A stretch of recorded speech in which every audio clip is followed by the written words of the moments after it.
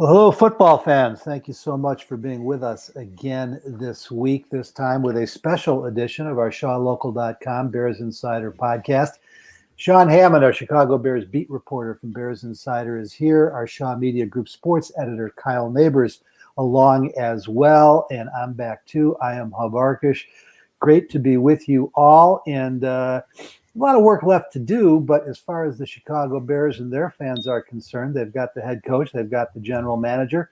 They have now met the media, been fully introduced. And I don't know, guys, I came away yesterday. I mean, nice guys, nice to meet them.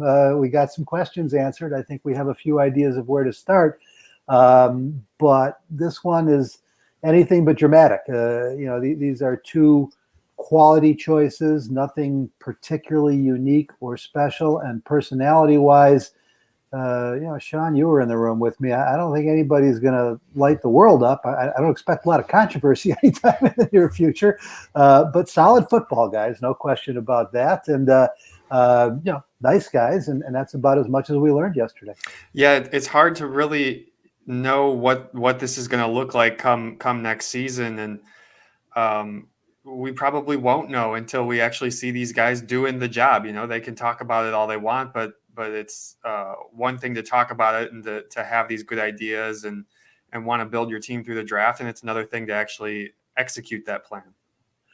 Kyle, one thing that jumped out at me, and this is not a big deal, but we evaluate everything. This was our first introduction. Anybody who's with us, maybe who got to watch the press conference via the Bears website, may or may not agree. Both a little tenuous, a little unsure at first, clearly not used to being in front of the big camera. As I said, not necessarily huge multimedia personalities. And the fact that they are in the biggest single team market in the NFL and the third biggest market in the league, I think they were taken a little bit back. I know from checking with one person, just by the amount of media in the room and the depth of the questioning and how much there was to answer. And so that is going to be a period of adjustment, I think, probably for both. Well, the one thing I wanted to ask Ryan Poles, it just didn't seem appropriate yesterday, but I'll be setting up a meeting shortly. I'm the president of the Chicago chapter of the Pro Football Writers, and we've got to talk about their media policies. That always happens with new guys in town. And the reason I mentioned that is I don't know how much we are going to get to talk to Ryan Poles. One of the big problems with the last regime is we never got to talk to Ryan Pace. Hopefully that will, I shouldn't say never, but not nearly enough. And hopefully that will be different. But assuming it is, and certainly with Matt Eberflus, who we're going to be talking to regularly, they'll adjust. They'll get used to this. But it clearly was a different experience for them yesterday. Yeah, you could tell that they were a bit nervous at the start. I thought Ryan Poles settled in better than Matt Eberflus did in that setting. I mean, you guys spent some time with him one-on-one after. Eberflus was really football-y, which doesn't surprise me. He is a football coach, but and particularly in that setting, I got a little concerned when he started breaking out the acronyms.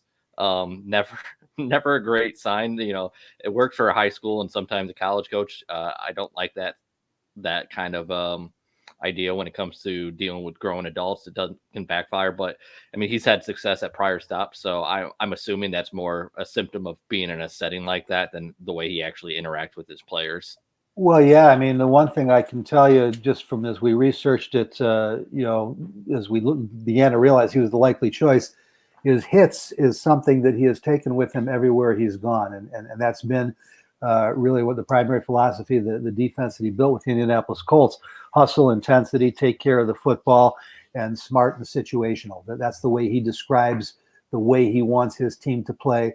I agree with you. It does, seem a little hokey. He also, in talking about putting together his coaching staff, went into another. I don't know if that one worked out to an acronym. I never checked the initials, but he did have, 3 or 4 categories for that too. But Sean, we can report gladly that, we did get the smaller group one-on-one type settings, and he was much more relaxed, much more comfortable, seemed particularly pleased when I told him that I paid his salary at the University of Missouri, as I had 2 kids there when he was building one of the number 1 defenses in the country. I was a lot more comfortable with him after we got in the small setting, and seems like a very nice guy. And also, if this makes any sense, Sean, again, I don't know if you would agree, seemed even a little more sure of himself then. I mean, there was nothing hesitant, nothing awkward. I asked him specifically about his plan to switch the Bears 3-4 personnel to a 4-3 defense. And he gave a very clear, confident, but conversational explanation that I thought came across pretty well, Sean. Yeah, I thought he was great in those smaller settings, and really, I think a lot of the time that's the situation that he's going to be in. You have those times, the night before a game where you're talking to the whole team, but the vast majority of your time is sort of talking to these position groups and in smaller groups and stuff like that. And I think anybody would be a little bit nervous stepping in front of, I don't know what there was, 60, 75 people in that auditorium yesterday. And, certainly for a guy who's never been a head coach, that's a lot different than when you're the defensive coordinator. And really it's the diehard coverage guys who are going to talk to you every single day or every single week, I should say. I liked talking to him in that smaller setting. I thought that was really insightful, and it was more a better picture of who he is than necessarily in that bigger auditorium. Yeah, I mean, anyone that just saw the press conference, I think that's a good point, Sean. I mean, you can rehearse all you want to about how you're going to handle that, and then you get in front of 60 to 75 people under the lights in front of the TV cameras, and it's a challenge.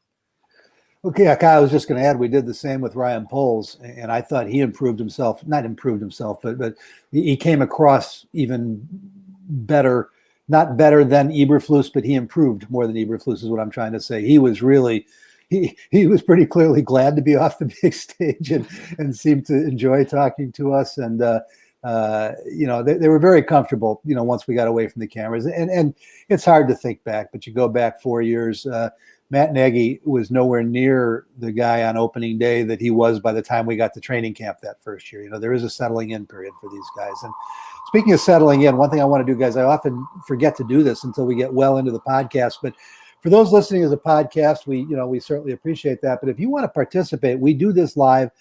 We are off schedule. We're normally 9:30 every Friday morning, Chicago time. I assume we'll do that again this week because hopefully there'll be more coaching news, but stay tuned to our Twitter accounts. That's where you find out when we are streaming live. Again, it's weekly, almost 52 weeks a year at 9:30 Chicago time on Friday. The special edition, people found out because they went to @Sean_Hammond. They went to @Kyle Nabors. They went to @Hub_Arkush on Twitter. You can go there right now if you want to. If you got a podcast, you probably may not realize that, but go there anytime if you do want to join these conversations, because we get into your questions, and I see we've already got a bunch of them. We're going to start to get into them in just a couple minutes, and so we hope that you will join us whenever you can. We think it elevates the conversation when we can speak directly to what's on your minds. So can I do one more note on that too? If you do like joining us live, you can also subscribe if you are in the YouTube feed.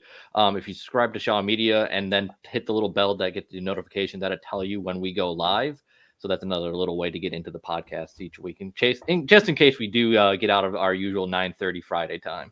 Yeah, and folks, we understand that paying for what everybody expects to be free can be frustrating, but it just isn't free anymore. People are getting their newspapers online. That's where all of our great Shaw award-winning papers are, and it's pennies a day, and you get more than just the best Bear coverage around. Bears, I should say, but great local news and everything you'd want. So get to shawlocal.com when you get a chance and take a look, think about it. I think you'll agree I know there was a special offer running for a while for 99 cents for the first 3 months or something like that. So almost, literally a penny a day. And we hope that you will join us as soon as you can. Anyway, to the topic you joined us for today. The questions we wanted answered. I think I was the second or third question in the press conference. Rebuild or reload? Both men were adamant this is not a rebuild. They did not want to get into any. I thought it was interesting, Sean. they avoided specific comments on anybody, including Justin Fields. They were not going to start talking about players. And I think that's probably because they haven't met most of them yet, and that is a big part of it. But beyond that, that is really not having had organizational meetings yet. They've just added assistant general manager and personnel director, an important part of that title, Ian Cunningham. So I'm sure they want to have a lot more study time and in-depth meetings before they start talking about individual players. But as far as yesterday, they did confirm they intend to try and compete this year. And that's what I think you'd have to expect. I'm not saying there won't be a blockbuster deal, but for those who just want to tear it down and rebuild, first of all, Bears Nation will never stand for it. Just because the Bengals were 1-15 2 years ago and in the Super Bowl doesn't mean it's ever happened before, because it hasn't. And Bears fans are not ready for a 2 or 3 or 4 year bad football team rebuilding project. That's just number one, but is critical because the Bears are now also going to launch full speed ahead and trying to get their football palace built in Arlington Heights, which is going to require taxpayer participation, no matter how you spin it. It may be privately funded, but there's always taxpayer dollars involved and people willing to buy in to what I'm sure are going to be expensive new seats and other things. But even more beyond that, when you look at where this roster is, you just don't get fair value. When you trade a player like Khalil Mack or Robert Quinn, middle-aged, possibly getting ready to go back the downside of the hill. What you're going to get out of them football-wise for at least 1 or 2 more years is almost always more than what you're going to get out of day 2 draft picks, which is most likely or most often the price you get. Yeah, and I think you mentioned the Bengals, Hub. I mean, I think they're a perfect example of why you don't need to do that full tear down. You get that QB position right, and it solves a lot of issues. And the Bears, we didn't get a lot out of Ryan Poles or Matt Eberflus about Justin Fields, but I'm sure that they're optimistic that he could be that guy who takes them to the next level. And we didn't hear a whole lot specifics about players, about what this offense is going to look like. They hired Luke Getsy over the weekend as their offensive coordinator. He's another guy who is a little bit unproven as an offensive coordinator. Did it for 1 year at the college level, but not at the NFL level. And so there are still a lot of questions. What is this going to look like? We know that they're deep in trying to put together a staff, and that's got to be the number one thing. I think Justin Fields told us, he had just briefly talked with Matt Eberflus over text, but they really haven't even gotten into that process yet of figuring out what this is going to look like, because they got to get that staff together. I mean, it says a lot that Justin Fields was at Hallis Hall yesterday, right? I mean, that's... Oh, totally. I think it does. I mean, Mitch Trubisky wasn't there when, last time we did this. Well, we don't even know, to be honest with you guys, if he had been in town. He's obviously the first guy you reach when you get a head coach. We had heard from Darnell Mooney in the post game after the last game that they were heading to Florida immediately to get to work. It could very well be that once he was reached out to, they brought him back in town to sit down with these guys and talk to him. If he was in town, I would expect him to be there. I'm sure that he's already met other players who may be in town. We know that the veterans have full-time homes here in Chicago.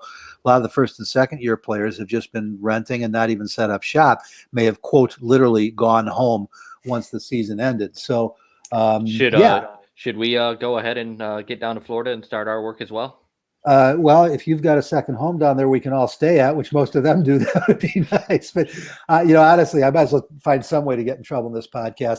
I'm not going back to Florida until they get some sanity in that state. I don't care what anybody says, but different subject for a different time. Obviously, many NFL players come from Florida, and a lot of the Bears in particular. But beyond that, a lot of the special training academies are down there, which is where these guys go to work. It's become huge in the off season now, whether it's the quarterback gurus or the offensive line gurus, LaCharles Bentley, Paul Alexander, those groups. Every position has one now. And most of those training academies and camps are either in Florida and Arizona, and that's why you hear so many of these guys going there. But one more thing, and then we're going to get to some questions. We're going to be a little shorter today, guys. We've got a press conference to get to with Frank Reich, Matt Eberflus's boss the last 4 years, who's going to visit with us. Sean and I are going to join him to talk about what we may not know yet about Matt Eberflus. But we're going to get to your question in just a minute. But I do want to, the last thing you were talking about, Kyle, was the hiring of Luke Getsy. And this question of rebuild or reload. There is another interesting angle here, and it's almost like a suspense novel. It gets a little tangled, but If you recall, and I know Sean was on this too, but we go back, and folks, all of our stuff is archived at shawlocal.com. There was a column in particular I wrote about while the Bears had a particularly strong list of candidates for both GM and head coach, I was disappointed that the GM was more young gun than veterans, and none of the young guns were on the head coaching. And I wrote about 4 other guys I'd like to see them consider interviewing. And one of them was Luke Getsy, who they get as their offensive coordinator. So obviously, I think very highly about him. But the other 3 guys were Kevin O'Connell and Mike McDaniel, who were the offensive coordinators in the NFC Championship games on Sunday. And O'Connell has now had a second interview with the Texans, although it looks like, well, not looks like, they're going to have to wait until after the Super Bowl if anybody wants them. But looking at Getsy and Stenovich, knowing that Nathaniel Hackett had left for Denver, it seemed likely one of them was going to get the OC job, and you just assumed Getsy because the passing game coordinator is often more involved than the run game coordinator, and yet Getsy leaves to take the Bears offensive coordinator job. Now, there's a couple questions that opens up. Matt LaFleur was the offensive coordinator of Sean McVay in 2017, left to go to Tennessee in 2018, and then got a head coaching job. And some felt he did that to get play calling responsibility he wasn't going to get with McVay. That could be why Luke Getsy is now leaving Matt LaFleur, but there is another possibility. I actually liked Stenovich a little bit better than Getsy. He got the offensive coordinator job. It may be that Getsy knew that Stenovich was going to get the job in Green Bay, and that's why he came here. I like them both. The only difference with Stenovich is that he trained under both Kyle Shanahan and Sean McVay as offensive coordinators and head coaches. Getsy is more of a Packer career guy who's now learned under LaFleur the last 3 years. That's not necessarily a bad thing, but it opens up the other question too. Why are the offensive coordinator and the quarterback coach and passing game coordinator now ready to leave Green Bay? Is there sense that Aaron Rodgers is moving on? I'm not reporting anything here. We don't know. Rodgers doesn't seem to know yet. But if he does, suddenly the NFC North is wide open this year, because if he goes, the Packers are $40 million over the cap. Devontae Adams probably isn't coming back, although Rodgers going, depending on how they do it, will clear up some of that cap space. So the NFC North could be wide open for the next year, 2 or 3. And now that's a long way to get to what we heard apparently is going to be one of Ryan Poles' slogans, Sean.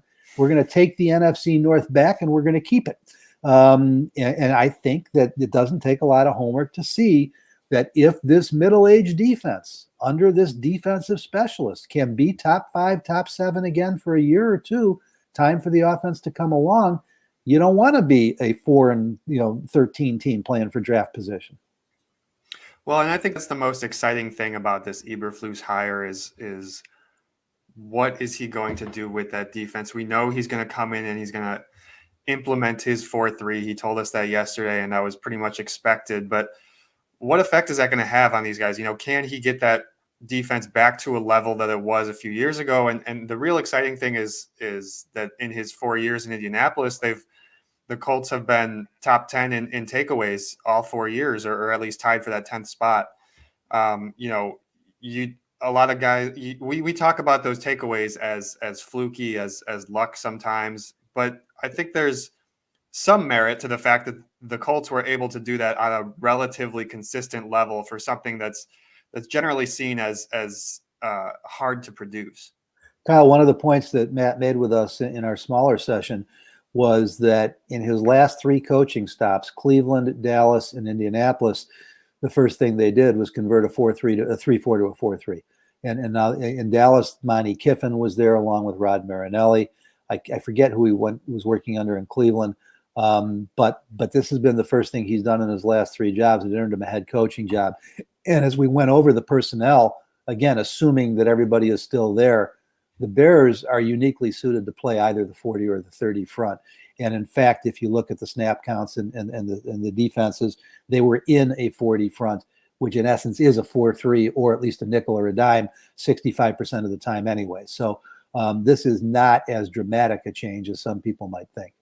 Yeah, I don't believe you should be concerned about the defensive side of the football really much at all. I mean, you pointed out, Hub, already. Yeah, they were already in a 40 front a bit. I want to go back to the Luke Getsy thing, though. I think you're probably spot on with that when it comes to Aaron Rodgers. potentially leaving Green Bay. Maybe Getsy stays if Aaron Rodgers is staying. And the other part of that might come into a factor here is if you're a young coordinator and you're trying to say, okay, at some point I want to be an NFL head coach, you probably want to, it could be the fact that you want to hitch your wagon to Justin Fields more than you want to hitch your wagon to Jordan Love too. Well, and he interviewed for that Denver job too, for the head coaching job. And you wonder if they just said, go get some play calling experience too, because that's one of the few things that he doesn't have on that resume.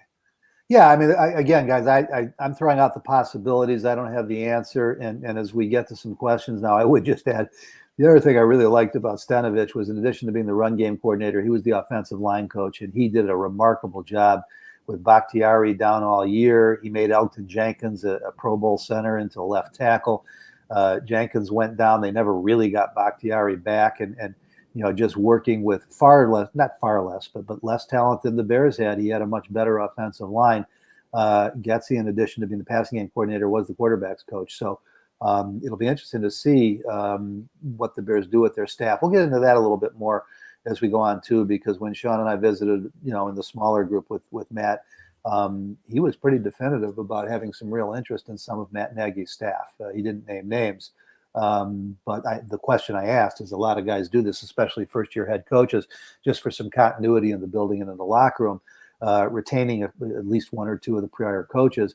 And he said that there was a bunch of them that he liked and he was anxious to talk to, and he was pretty definitive about it.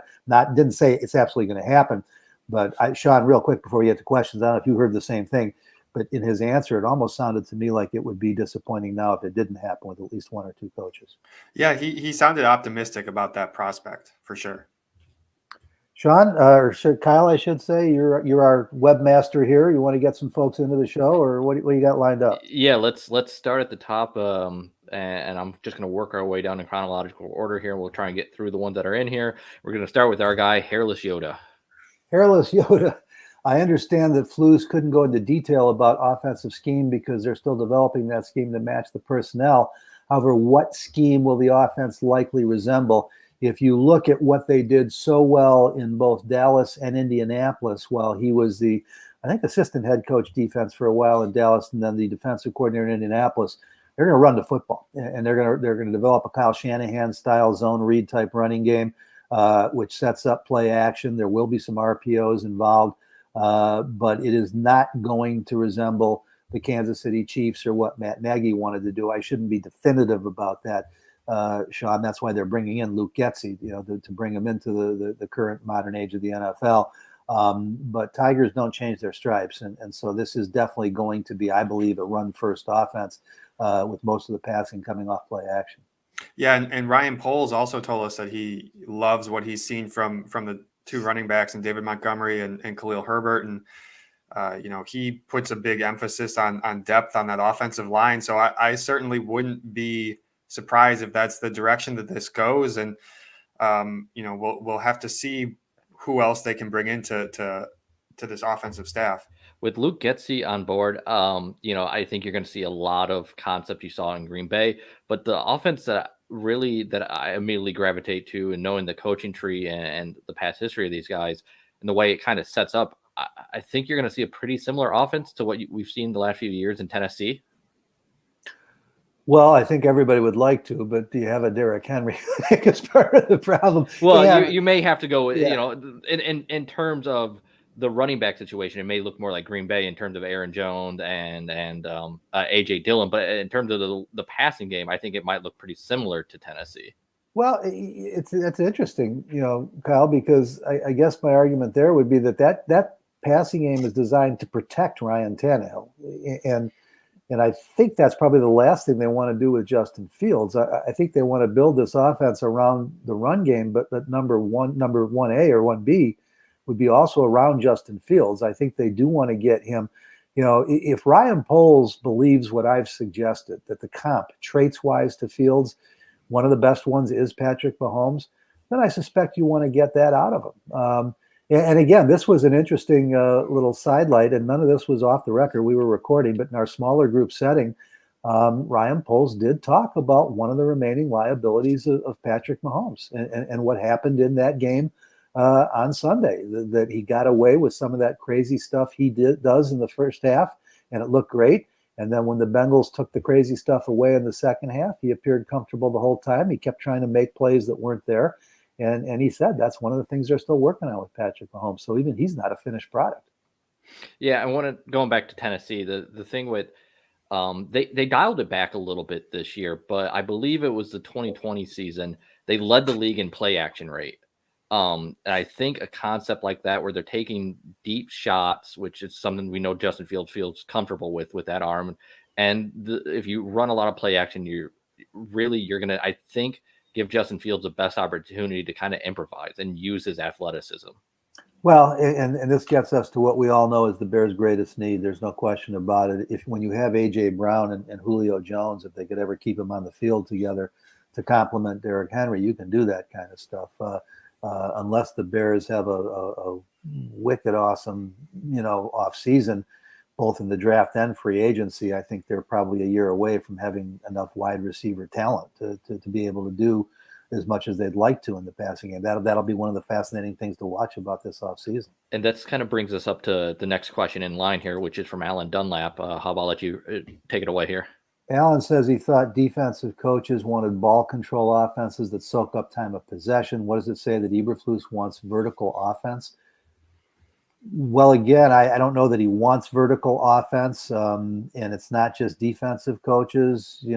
Everybody likes to own time of possession and work the clock. That's obviously a great strategy in the NFL. Alan, I'm not disagreeing with you. I think we got to be cautious about thinking we know what Matt Eberflus wants yet. Again, we talked about how tenuous parts of that first day were.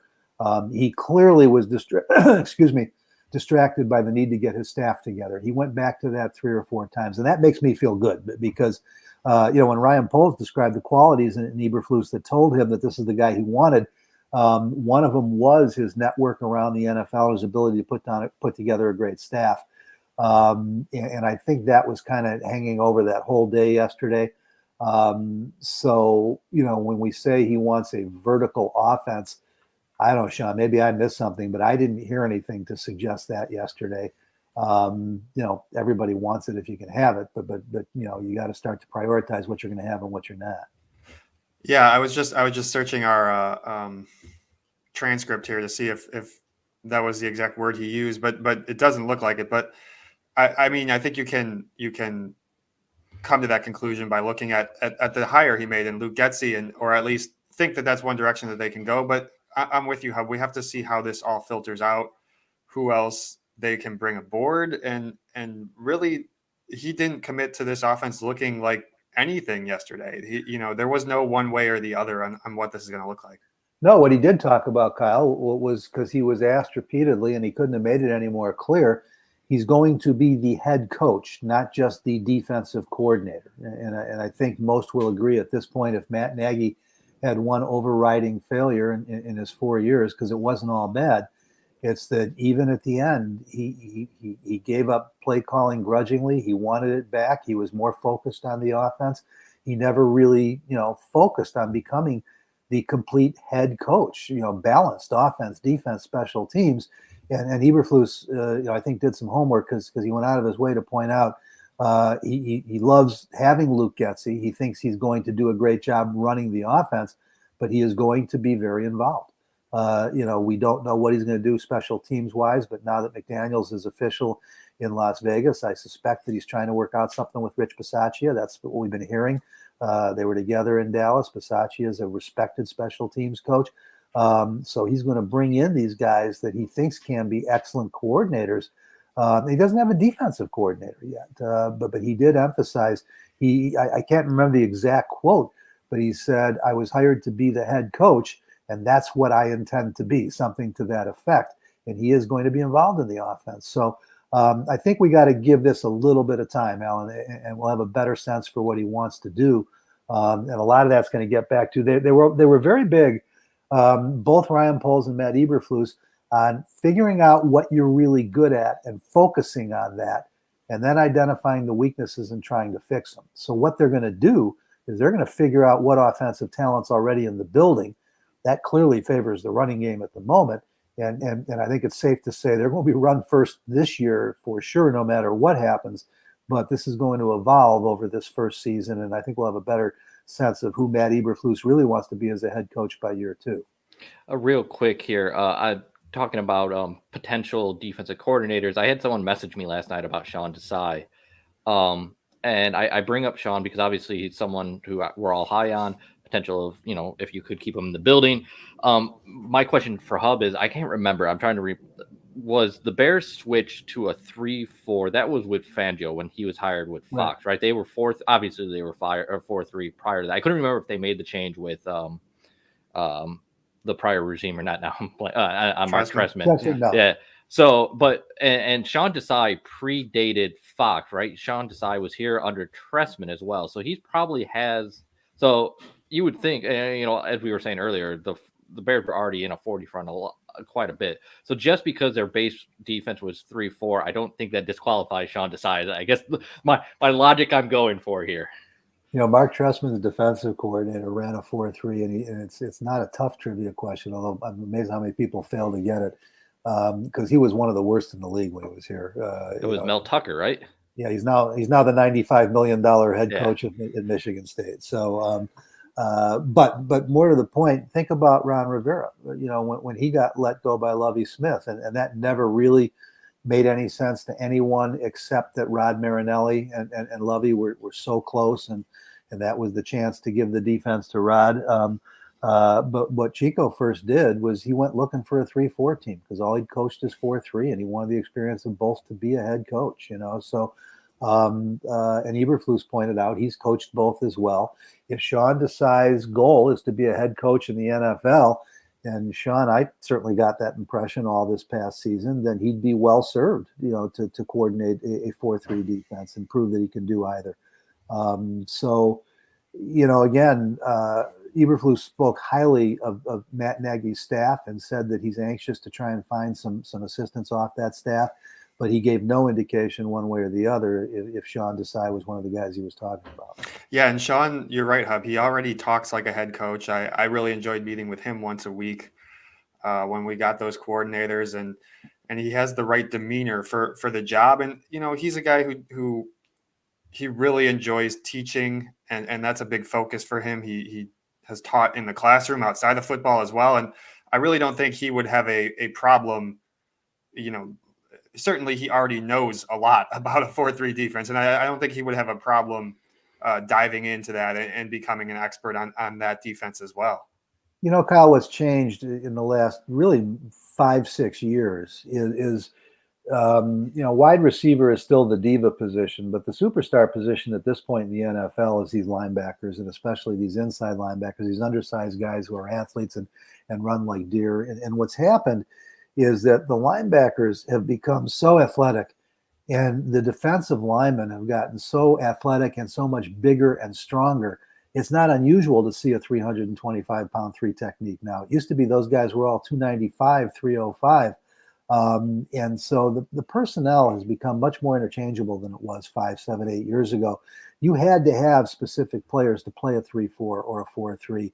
But the way the athletes these kids have become, it's just not that different anymore. You can usually get them into either system. And now I'm just thinking about this really for the first time. A switch to a 4-3 base actually may benefit the Bears in terms of where they currently stand at the inside linebacker position, right? Because, obviously Roquan Smith is great, but outside of that, you had an aging Danny Trevathan. Alec Ogletree gave you something this year, but I don't think that's a long-term answer. You had Christian Jones. You didn't have a lot of long-term answers at middle linebacker outside of Roquan Smith. So, eliminating that need to find another really solid guy there allows you to focus on other areas of needs. Well, except for one thing. You're right, Kyle. You're absolutely right. But Roquan Smith probably is better suited to play the will linebacker in a 4-3, and particularly in Matt Eberflus's defense. So now you do need a run-stuffing guy inside. It's certainly not Joel Ayebuniwe. Caleb Johnson was a fascinating guy who made the team as a priority free agent, undrafted rookie free agent last year. Has some upside, curious, but that's a stretch to say he's going to be the guy. Alec Ogletree, I thought played well enough, and at 31, he's not going to, get big money or a lot. I would want him back, as you work through this, because he could play either the Sam or possibly the Mike. But it's quite possible that switching Roquan outside and finding a Mike linebacker is a priority. And if you think that's hard to do, now I know he went to a 3-4 and played the inside spot, but Devondre Campbell was a close to minimum salary veteran free agent that Brian Gutekunst signed for the Packers this year and ended up first team All-Pro. So there'll be some of those guys on the market. And I would expect with limited draft capital and knowing you can find wideouts in the second round and the third round that that Mike linebacker could be a spot they're looking at in free agency. Yeah, agreed. All right, gonna try and slam through some questions here as we're starting to get short on time. Go with Thomas Klein here. Do I think Sam Mustipher is the long-term answer at center, or is that a position the Bears will look to upgrade? I think Sam Mustipher gets far more grief than he should, guys. He's an average NFL center. He's not great, but considering where he came from, average is pretty good. He's one of the brighter players in the NFL. He does a great job calling all the line signals, getting them in the protections they want to be in. But this is another, you got a new regime now. And Ryan Poles, this is his expertise. James Daniels, coming out of Iowa, was considered one of the best center prospects the NFL had seen in a decade. And watching him early, and I at the time I was still working every week with my buddy Olin Kreutz on our pre and post game shows. We were both, more importantly, he was convinced his better position is center than guard because of some of the unique traits that he has. Do they move him back to center, where now you have a chance to have a Pro Bowl type talent as opposed to a really average guy? Finding guards is easier. And you may even have some of those guys internal. I wouldn't even freak if they brought Jermaine Ifedi back at a minimum salary, veteran salary deal if he was going to play guard. He clearly doesn't belong at right tackle. So would you be better with Whitehair, Daniels, and Ifedi or somebody else, or with Whitehair, Mustipher, and Daniels, or with Daniels gone? So I think that Daniels' versatility minimally makes him probably the priority free agent on that Bears roster. But I think you can get away with Sam Mustipher. I don't know that it's building your best offensive line, but I don't think it's the most important thing the Bears have to consider. Because yes, you can be successful with Mustipher at center. You cannot currently be successful with the lack of talent at wide receiver. You probably need more cornerbacks. You got real dilemmas on the defensive line, Sean, where you're probably not going to re-sign Akeem Hicks. Bilal Nichols is also a free agent, and some people think Eddie Goldman could be a cap casualty. So now you're down to no or one starting defensive lineman. I just don't see center as the Bears' greatest concern right now. No, I don't either. And Mustipher is an exclusive rights free agent this year, meaning the Bears have that first right to him. I think they're going to almost certainly work out a deal to keep him here, at least for next season. Beyond that, who knows? I think that's a really interesting point about Daniels, Hub. And the big question there is if he wants to come back and if they're going to be able to sign him back. He certainly sounded in his after the season meeting with the media, he sounded like a guy who was ready for a fresh start, but bringing in a new coaching staff might be enough to wipe that slate clean for him. And there are some interesting possibilities with tinkering with some guys around. Certainly, I would agree. Jermaine Ifedi, I would much rather see him at the guard position if you're going to bring him back. Yeah, Kyle, Sean, just real quick, Sean is right that James Daniels had an interesting, exit press conference, including a rumble with Mark Potash, which was very entertaining. But I'm kidding. I love Potsy, but they had a really fascinating back and forth. But let's just remember, Daniels is from here. He played his high school football here, didn't go far away to Iowa, and he gets his fresh start here. So, Kyle, I didn't mean to interrupt you. I just wanted to point out that he is already home. No, so what I was going to say is I've seen for this time of year already a significant amount of Bears fans kind of clamoring for Ryan Jensen, who's going to be a free agent center down in Tampa. And listen, like if the Bears were set at the positions you talked about, Hub, a wide receiver, cornerback, I upgrading to Ryan Jensen would be great, but the Bears have bigger needs than center. You have a couple internal options that you can try. Sam Mustipher hasn't wowed me, but I think you're right. He's average. I think there's much better ways to spend your money. And one more quick one. We'll get to another question. Guys, listen, I'm not predicting the future. Can't wait for this season to get started already now with the fresh start. But with what we know now, with what we've seen so far, I'm more comfortable with Sam Mustipher at center than I am with Tevin Jenkins at left tackle or Larry Borum at right tackle. So if you're addressing the offensive line, I'm just not sure that I don't understand why people are so obsessed with Sam Mustipher. I'm going to jump down to a question that Timothy Wire just sent to us, which was Olin made the suggestion to get a left tackle in free agency, Jenkins at right tackle, and kicking Borum to guard and Daniels to center. Do you think that could work? Olin and I have been in lockstep for 4 years now. James Daniels belongs at center. I think that Larry Borum, many folks had as a guard coming out in the draft. That was before he significantly changed his body type. But man, he could. I like Larry Borum. Larry Borum is going to start somewhere along the offensive line. I think that's a really good idea if you can get a left tackle in free agency, because I do also think Tevin Jenkins is a right tackle. So I'm completely with Olin on that suggestion. And there are some tackles in free agency, just starting my homework on that. But that becomes the issue. I'll tell you the guy that I wanted him to get a couple of years ago, he signed a short-term, right? I don't think he got tagged. Maybe he did get tagged. But Cam Robinson, the Jaguars left tackle, is going to be a free agent again. And they tagged him last year. Yeah, he's a pretty good football player. He's still just 28 years old. And so that's a guy you might want to look at. I like that idea. The problem with that is we saw the Bears do have more money to spend this offseason than last offseason, which isn't a surprise considering what happened with the cap last year. But left tackles do command a premium price tag. So if you're trying to upgrade at left tackle, it's going to cost you substantially. So let's jump here. I think it was another question from Timothy from earlier. Yes, talking about the offensive line in a different fashion, though, about coaching. Saw a report that Eberflus is looking to bring in Bill Callahan to be O-line coach. I've heard rumors, which is what you're hearing. We can't really, confirm, at least I can't. I don't want to speak for Sean or Kyle, confirm that in any way.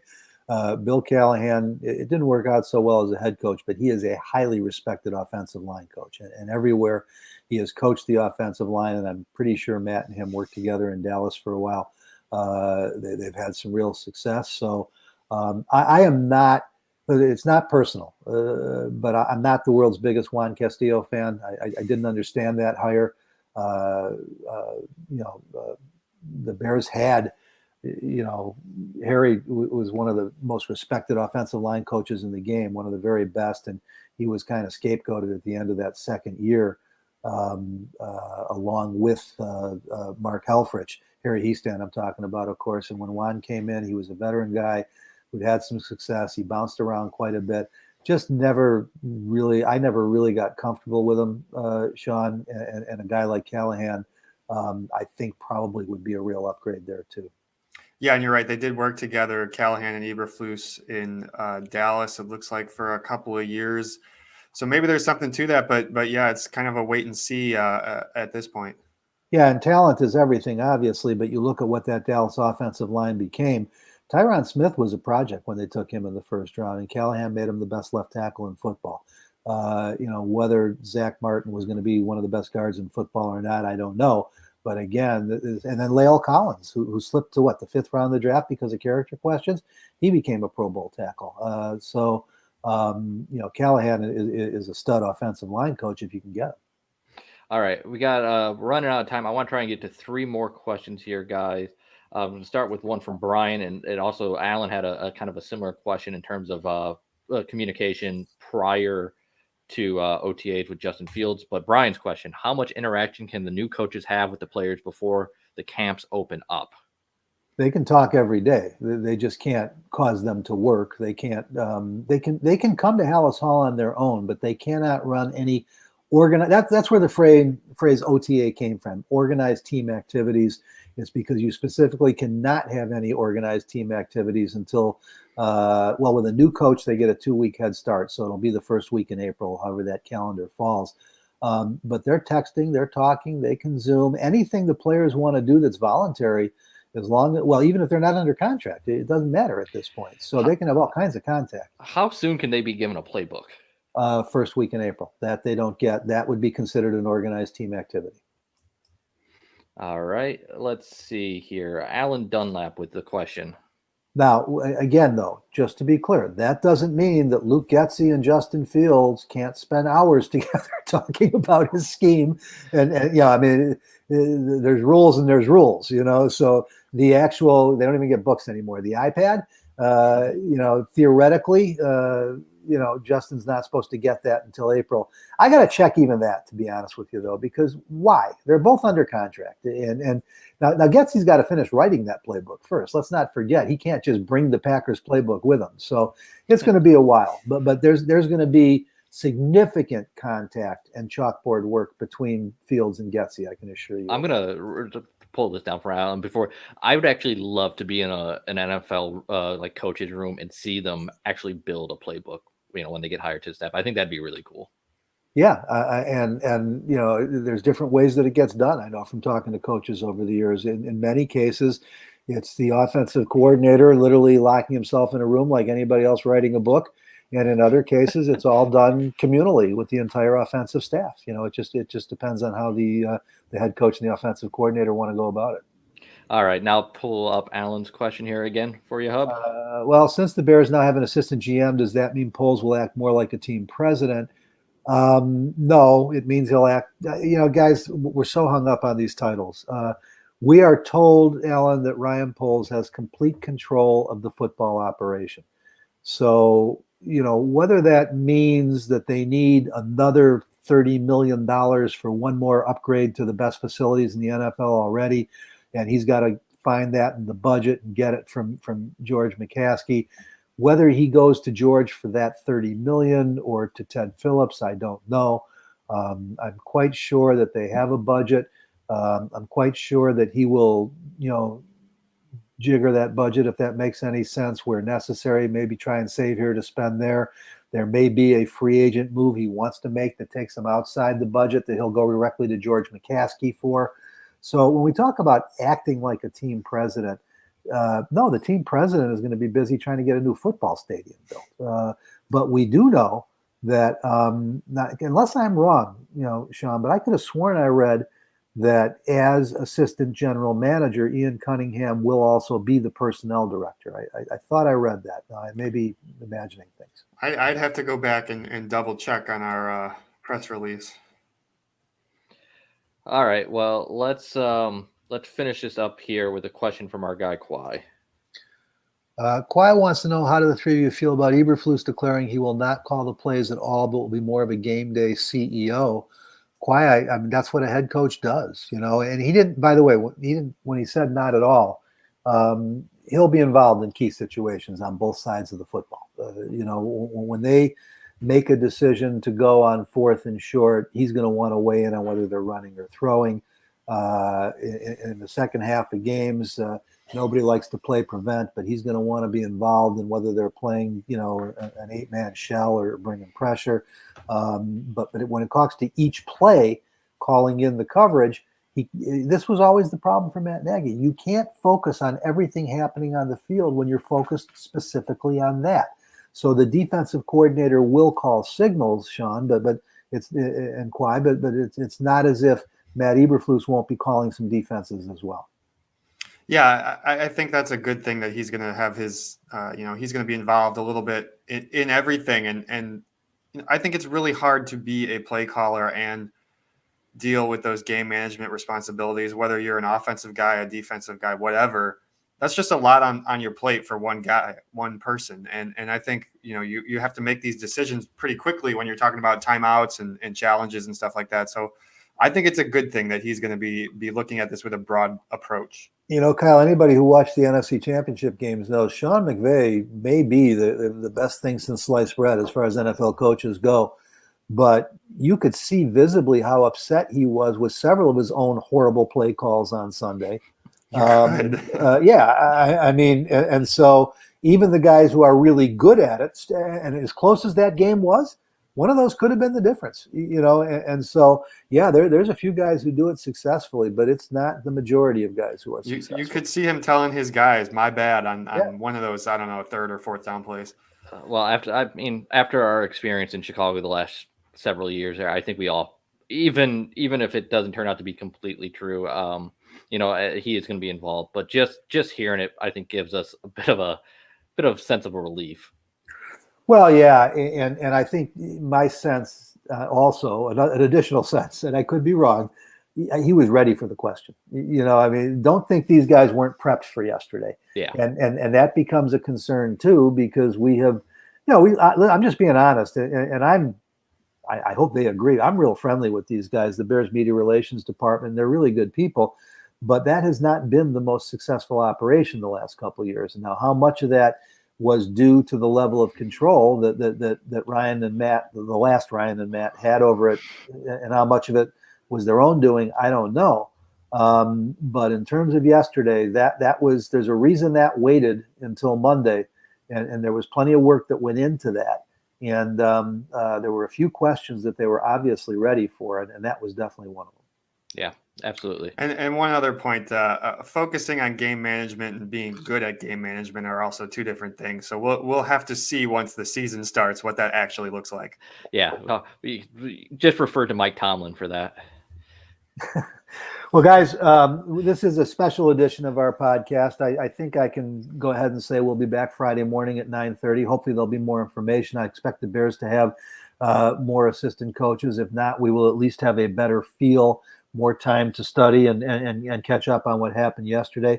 We appreciate all you joining us today. We'd like to stay, but Sean and I have another press conference to get away to. We're going to visit with Frank Reich and hear his thoughts on who the Bears have as their new head coach and Matt Eberflus, Reich's top assistant over the last 4 seasons. Again, if you want to join us, we go live every Friday morning, or almost every Friday morning at 9:30 Chicago time. You'll always know by checking our Twitter accounts. That's at Kyle Nabors. That's at Sean_Hammond. That's at Hub _Arkush. We'll give you plenty of advance notice when we're going to go if there's a special one like this. And the reason for that is that way you get to join us live. We can answer your questions, find out what's on your mind. And if not, we appreciate you enjoying it as a podcast. Be sure and go to the App Store on your phone or iTunes, or go to shawlocal.com to download a subscription to the podcast so you at least get it automatically and it's there at your convenience. And in the meantime, a lot more Bears news coming in the next week or two as they put this staff together. We'll have it all for you right here at shawlocal.com. Have a great week, everybody.